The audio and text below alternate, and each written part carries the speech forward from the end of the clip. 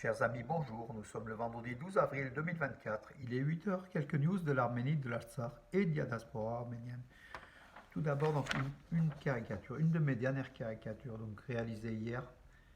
Voilà, donc Paris 2024 avec l'Arménie qui est au sommet, donc le sigle de justement, Paris 2024. Et puis l'Arménie, toute l'Arménie rêve de Paris, mais peut-être pas que pour des médailles en fait, hein, rêve aussi de visiter donc Paris et peut-être pour le droit d'asile aussi en France. Donc voilà, donc toute l'Arménie rêve de Paris. On aura donc ces JO donc à Paris avec des représentants arméniens donc de l'Arménie. Pourquoi j'ai fait ces caricatures? Parce qu'hier, Varastat Lalayan en super lourd, plus de 109 kilos en haltérophilie, ça se passait en Thaïlande, à Phuket. Il s'est qualifié pour les JO de Paris 2024. Il a pris la première place, il a gagné la Coupe du Monde, voilà, dans les 109 kilos, plus de 109 kilos. Un autre Arménien, donc Martirosyan, est placé quatrième. Voilà, donc l'Arménie a déjà minimum on connaît les noms des deux qualifiés arméniens pour les Jeux Olympiques de Paris 2024. Il y aura un troisième, puisque l'Arménie aura droit à une troisième place qualificative à ces JO. Voilà donc pour le sport. Commençons donc effectivement bonne nouvelle. Et puis Karen Khachanov aujourd'hui va jouer donc les, les, les quarts de finale ou des quarts de finale ou des demi-finales de Monte Carlo en tout cas. Je regarderai tout à l'heure. En tout cas, il est très très fort en ce moment. Donc Karen Khachanov, l'arméno-russe en tennis. Hein. Donc l'affiche donc d'Arménia vendredi prochain, ce sera vendredi prochain. Voilà donc tout est inscrit dessus. Donc le génocide est-il toujours d'actualité? La question, la réponse. Chacun a sa réponse. Nous, on a aussi la nôtre. Moi, j'ai la mienne, bien évidemment, qu'elle est d'actualité. D'autant plus avec l'Artsakh, avec les frontières de l'Arménie, avec tout ce qui se passe donc, au niveau des attaques programmées du panturquisme contre l'Arménie. Voilà. Il existe de nombreuses questions liées à l'Église, pardon, dont nous n'avons pas discuté, affirme Grigor Minassian, le ministre arménien de la Justice. Donc l'Église arménienne est comment dirais-je, est en froid avec le gouvernement Pachinian. Bien sûr, il y a des problèmes internes. L'église arménienne qui dénonce l'octroi, enfin les frontières de l'Arménie, des villages qui vont être, comment dirais-je, donnés par Pachinian à l'Azerbaïdjan. Pachinian dit qu'il n'y aura aucun village qui sera donné. En tout cas, il y aura des terres qui seront rendues, données à l'Azerbaïdjan. Et ça met en froid un petit peu. Donc l'Église et Pachinian sont opposés à ce niveau-là. L'Église défend quand même les intérêts du peuple arménien, de la nation arménienne. Et effectivement, le ressenti de l'Église est aussi ressenti par une grande majorité de la population arménienne d'Arménie. Voilà aussi.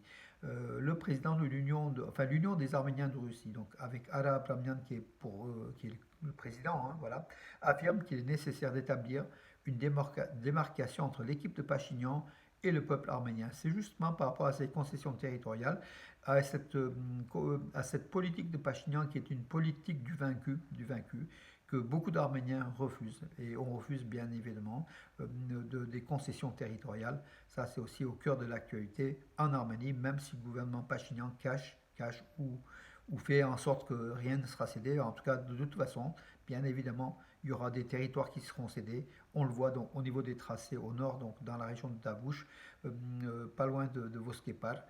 Il y aura des situations qui vont changer dramatiquement pour les Arméniens si l'Arménie concède ses territoires. Donc certaines routes nationales d'Arménie vont se trouver isolées, vont se trouver sous le feu azéri et ça compliquera encore davantage les choses que ça simplifie. Voilà. Un certain nombre de citoyens d'Arménie ont été infectés ont reçu des messages d'Apple pour leur iPhone. Ils ont été infectés ou oui, visés par le programme d'espionnage Pegasus, qui est un programme israélien. Et l'Azerbaïdjan utilise beaucoup ce programme, qui coûte très très cher, qui coûte, je crois, les lots, il y a 800 000 dollars, 500 000 dollars, enfin, tout dépend du nombre de téléphones qu'on veut, comment dirais-je, qu'on veut espionner. Et l'Azerbaïdjan a les moyens d'espionner effectivement des personnalités en Arménie, en diaspora, et utilise allègrement Pegasus. Et en Arménie, donc Apple a effectivement envoyé des messages comme quoi, donc certains Apple, iPhone il y a eu le virus, enfin oui, Pegasus s'est introduit sur ces téléphones portables. Le programme de recherche analogique, donc martienne, de recherche martienne Amédée 2024 en Arménie, dans la région d'Erevan, est terminé depuis, ça a duré depuis pratiquement un mois. Voilà. Donc même plus d'un mois, l'Arménie était le territoire donc, des futurs cosmonautes ou astronautes qui vont partir sur Mars. Voilà. Et puis ce sol arménien de la région d'Ararat qui est souvent comment dire, aride et rocailleux était utilisé pour des expériences donc, scientifiques de la part des, justement, de ce groupe de, comment dirais-je, de futurs astronautes. Donc la bonne nouvelle, mes amis, encore une fois, il y a toujours une bonne nouvelle. Hein. Je suis prêt, toujours enclin à vous donner les bonnes nouvelles plus que les mauvaises. Donc l'Inde, qui est le partenaire militaire de l'Arménie, qui arme l'Arménie de façon importante, l'Arménie achète, hein, voilà, surtout des canons. L'Inde nommera un attaché militaire en Arménie, indique India Today. India Today, c'est un journal quasi officiel en fait. Hein. C'est quand India Today indique quelque chose, c'est qu'il y a de la teneur et il y a de la réalité. Donc New Delhi va mettre à son ambassade donc, à Yerevan un attaché militaire pour justement fluidifier, pour essayer de régler l'approvisionnement en armes de l'Arménie et peut-être même des conseils militaires. Hein. Donc on verra puisqu'il y a des pactes qui ont été signés entre Yerevan et New Delhi pour la protection, donc l'aide militaire de l'Inde à l'Arménie. Voilà. Donc ce sera dans 10 pays en fait. L'Inde concentrera davantage donc ses attachés militaires.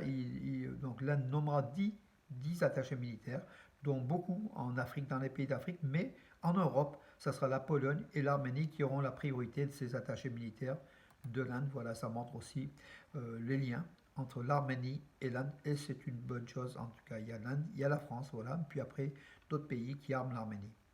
En 2024, la croissance du PIB de l'Arménie sera de 5,5% selon la Banque mondiale. La Banque mondiale qui a remonté, enfin ce sera moins que l'an dernier puisque la tendance donc, qu'on a vue extraordinaire de 8,7% en 2023, de 12,6% en 2022, du fait de l'arrivée surtout des Russes, hein, donc voilà, et d'un dynamisme de l'économie, ça a tendance à s'essouffler, bien évidemment, ça ne dure pas ad vitam aeternam, mais quand même une croissance, donc la Banque mondiale prévoyait un taux inférieur, donc la Banque mondiale révise à la hausse son taux du PIB, de la croissance du PIB en Arménie, de l'économie en Arménie pour 2024, qui sera de 5,5% d'après la Banque mondiale. Et puis en 2025, ce sera 4,9%. Voilà, donc,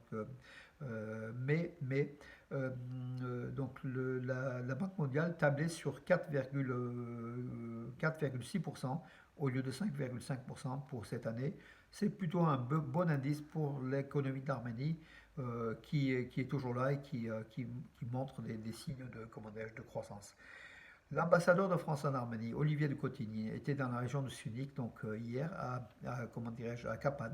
Il a rencontré le gouverneur de la région de Sunik. Il a aussi visité l'aéroport de Kapan. Voilà, il a fait des photos, en disant que c'était important pour l'Arménie. En tout cas, la France, la présence de la France en Arménie et dans cette région du Sunik est importante. Il y a de nombreux projets avec comment dirais-je, la région Auvergne-Rhône-Alpes, avec Laurent Wauquiez, qui donne chaque année des fonds nécessaires pour le développement de la région de Sunik, avec aussi justement le vice-président qui est notre maire ici à Valence, Nicolas Daragon, qui œuvre beaucoup pour l'Arménie, puisqu'on est derrière lui, et puis en plus il aime, enfin il le fait de façon naturelle, il côtoie les Arméniens depuis sa naissance pratiquement, donc voilà, il sait que le Sunnique est important, donc la région Auvergne-Rhône-Alpes, avec l'ambassadeur donc, de France en Arménie, Olivier de Cotigny, comme courroie de transmission, comme élément diplomatique important, se rend dans la région de Sunnique pour développer cette région, qui est une région clé pour l'Arménie, qui est convoitée, comme on le sait, par l'Azerbaïdjan et la Turquie, hein, voilà, pour le passage du corridor de Zangezur, dont on en parle beaucoup moins, puisque le plan présenté par l'Arménie, le carrefour de la paix, est aujourd'hui accepté pratiquement par tous les pays, sauf bien évidemment l'Azerbaïdjan et la Turquie. Hein, voilà. Alors, la coopération entre les États-Unis et l'Union européenne n'est pas dirigée contre l'Union économique eurasienne, a déclaré Meir Grigorian, qui est le vice-premier ministre arménien. Donc voilà, Meir Grigorian, qui négocie donc les frontières de l'Arménie, c'est l'homme clé de Pachinian.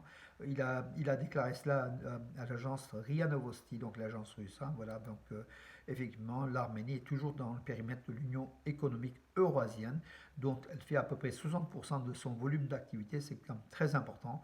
Elle n'est pas encore dans l'Union européenne, l'Arménie, donc elle fait, avec l'Union européenne, c'est de l'ordre de 10 à 15% de son commerce. Voilà. La Géorgie soutient inconditionnellement l'intégrité territoriale de l'Arménie, affirme Lasha Darsalia, qui est le vice-ministre géorgien des Affaires étrangères. Bien sûr, entre Tbilissi et Yerevan, tout va bien et que la Géorgie veut jouer un rôle d'arbitre entre l'Arménie et l'Azerbaïdjan. La Géorgie qui s'est rapprochée singulièrement de l'Arménie ces derniers temps et qui voit effectivement, donc même qui plaide pour le carrefour de la paix, hein, le plan présenté par l'Arménie. Voilà. Nicole Pachinian a expliqué pourquoi il était toujours Premier ministre d'Arménie. Alors Nicole Pachinian, il a un problème entre l'Arménie historique et l'Arménie réelle. Donc l'Arménie réelle, c'est la République d'Arménie. Il affirme qu'il est le Premier ministre de l'Arménie réelle, l'Arménie d'aujourd'hui, la République d'Arménie, et qui ne veut pas entendre parler de l'Arménie historique, qui nuit aux relations entre l'Arménie et ses voisins. Voilà, il veut faire place nette, il veut qu'on parle que de République d'Arménie et pas de l'Arménie historique, parce que quand on parle de l'Arménie historique d'après Pachinian, on glorifie l'histoire arménienne et puis on titille un peu la nervosité de nos ennemis qui sont à nos portes, hein, l'Azerbaïdjan et la Turquie notamment. Voilà donc la politique de Pachinian. Pour lui, c'est oublier la partie de l'Arménie historique. Mais est-ce qu'on oublie aussi l'histoire de l'Arménie? Enfin bon, là il a mis en exergue aussi l'alphabet arménien, il dit qu'on est arménien, on est fier d'être arménien, on parle arménien, il y a l'alphabet arménien, il brode tout autour de la culture arménienne, mais quand on parle de territoire, de géographie, de l'Arménie historique, il ne veut pas en entendre parler, il dit aujourd'hui, il y a un problème, nous avons un problème, c'est l'Arménie réelle. L'Arménie réelle, c'est la République d'Arménie, et on oublie l'Arménie historique. On a du mal un peuple qui a été subi le génocide en 1915, qui a une Arménie historique qui représente 9 dixièmes du territoire de l'Arménie actuelle. Comment on peut oublier? Comment on peut oublier l'Arménie historique? Oublier l'Arménie historique, c'est finir déjà, finir avec cette Arménie, cette République d'Arménie de 30 000 km². On est bien content de l'avoir, mais c'est la fin, quoi. Donc tout simplement de se recoquiller dans cette petite entité. Moi, je trouve que c'est pas respecter l'histoire des Arméniens, c'est ne pas respecter l'histoire des Arméniens de la diaspora, dont beaucoup sont issus de cette Arménie historique. Moi, je suis issu de Kharpert, donc de cette Arménie historique, en plein cœur de l'Arménie historique, bien évidemment. D'autres sont de Malatya, d'autres sont de Konya, pas de Konya, pardon, de Van, de Mouche, de Bitlis, enfin toutes ces régions de l'Arménie historique, Erzurum, enfin comment oublier cette partie de l'Arménie historique? C'est ce que demandent Erdogan et Aliyev, hein, à Pachinian, qui essaye de faire croire au peuple arménien que le peuple arménien doit oublier, il faut oublier l'Arménie historique. On n'oubliera pas, monsieur Pachinian. Par contre, vous, quand vous partirez, on pourra vous oublier facilement. Les hommes viennent, font leur action, partent. Mais le pays reste, et l'esprit arménien. L'Arménie historique est affichée dans notre ADN, jamais on ne lâchera. Donc si on lâche l'Arménie historique dans notre mémoire, c'est la fin du peuple arménien. C'est mon avis, mes amis. Voilà, donc on peut ne pas être d'accord. Oui, alors lundi donc, et ça je merci Rajak donc qui m'a communiqué l'information lundi, donc l'invité donc de Radio Arménie Sport, l'émission à 19h hein, sur Radio Arménie, où je participerai bien évidemment avec des news sport. L'invité sera le responsable du Hometmen Alep basket masculin, qui a été champion de la deuxième division de Syrie, Alep, donc de Syrie. Et Hometmen Alep en basket masculin monte en première division. Voilà donc une interview sera accordée par le responsable de ce, comment dirais-je, de Hometmen Alep de basket, Garo Barmaksesian, voilà, on aura donc la chance de lui poser quelques questions. Et puis on est fiers. Moi, je suis né à Alep, comme vous le savez, en Syrie. Je suis arrivé en France à l'âge de 9 ans. Et puis Alep, pour nous, c'est une seconde patrie, c'est une seconde Arménie, avec aussi Beyrouth, hein, Alep et Beyrouth. Voilà, donc on est fiers quand encore la petite communauté d'Alep, qui est passée de 80 000 à 15 000 aujourd'hui, à peine 15 000, puisse encore être champion de deuxième division de basketball masculin et monte en première division. Bravo. Et puis le but superbe de l'international arménien Edgar Sevikian, qui est donc à Ferencváros, donc en Hongrie. Son premier but, il est là depuis 6 matchs en fait. Hein, voilà donc son nouveau club, Ferencváros, qui est en tête du championnat de Hongrie. On a aussi Henrik Mkhitaryan qui est aussi en tête du championnat d'Italie avec l'Inter de Milan, qui sans doute ce week-end sera sacré champion. On verra donc s'il gagne le match, il ne sera pas comment rattraper. En tout cas, c'est pratiquement à 99% acquis. Voilà mes amis pour aujourd'hui. Je crois que j'ai pas oublié d'infos, il y en avait pas mal. Voilà, je vous donne rendez-vous à demain. Bonne journée de vendredi en tout cas. Peut-être à tout à l'heure.